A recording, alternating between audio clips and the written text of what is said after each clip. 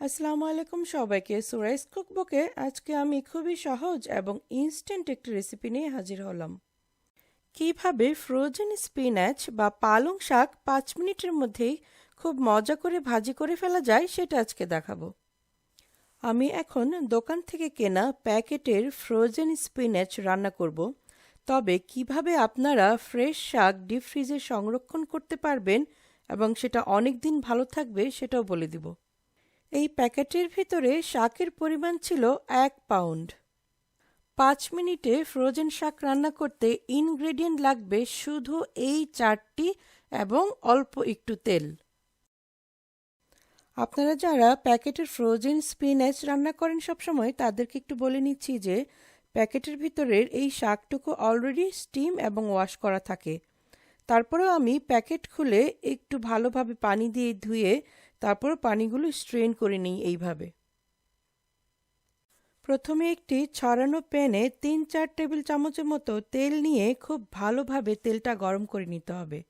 তেল একদম গরম হয়ে গেলে তাতে দিয়ে দিচ্ছি 1/3 কাপ পরিমাণের পেঁয়াজ কুচি। সাথে সাথে দিয়ে দিচ্ছি 1 টেবিল চামচ রসুন কুচি। আপনারা চাইলে সামান্য একটু পরিমাণে বেশিও দিতে পারেন। যে কোনো শাকের সাথে কিন্তু রসুন কুচির স্বাদটা খুব ভালো যায়। তারপর দিয়ে দিচ্ছি কিছু কাঁচামরিচ। কাঁচামরিচগুলো আপনারা একটু চিড়েও দিতে পারেন। আর যদি শুকনো মরিচ পছন্দ করেন তাহলে কিন্তু আপনারা এখানে একটু শুকনো মরিচ ফেলেও দিতে পারেন কয়েকটা।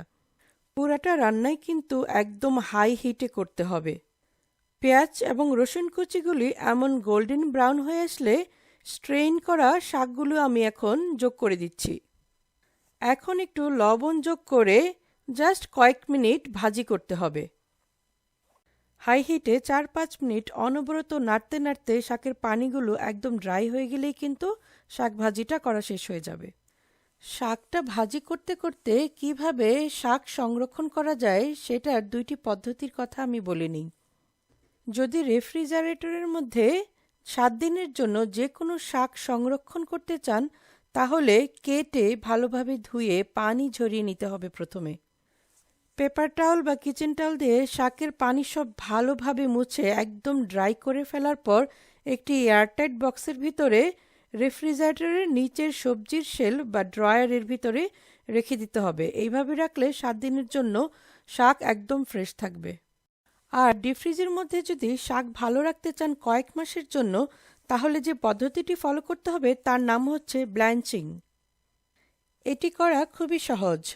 এটি করতে হলে প্রথমে ফ্রেশ শাক কিনে কেটে ভালোভাবে ধুয়ে নিতে হবে। তারপর একটি হাঁড়িতে পর্যাপ্ত পরিমাণে পানি গরম দিতে হবে।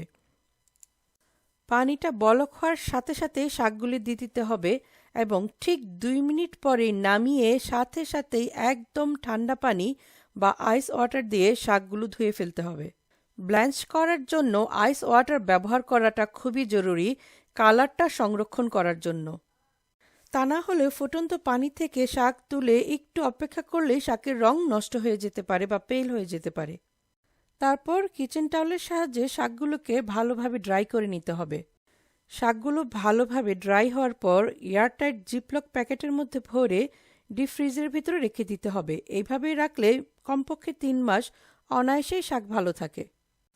শাক সংরক্ষণ করার জন্য কিন্তু প্রথমে কেটে ধোয়ার আগে পচা পাতাগুলি বেছে ফেলে দিতে হবে।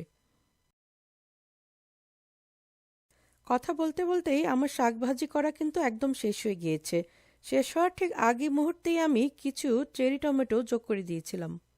শাকের সাথে কিন্তু এই চেরি টমেটোগুলো খেতে দারুণ লাগে। আপনারা ট্রাই করে দেখবেন। এইভাবে হাই হিটে অনবরত নাড়তে থাকলে কিন্তু শাকের কালারটা একদমই নষ্ট হবে না।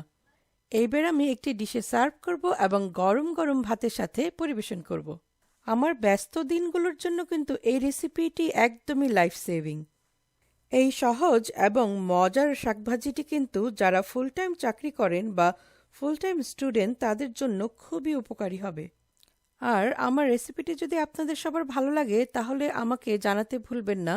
আমার চ্যানেলটি সাবস্ক্রাইব করে এবং ফেসবুকের পেজটি ফলো করে আমাকে সবসময় আপনারা সাপোর্ট করতে থাকুন।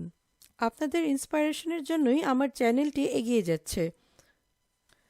আজকে তাহলে এতটুকুই। আপনারা সবাই ভালো থাকবেন, আমার জন্য দোয়া করবেন। আসসালামু আলাইকুম।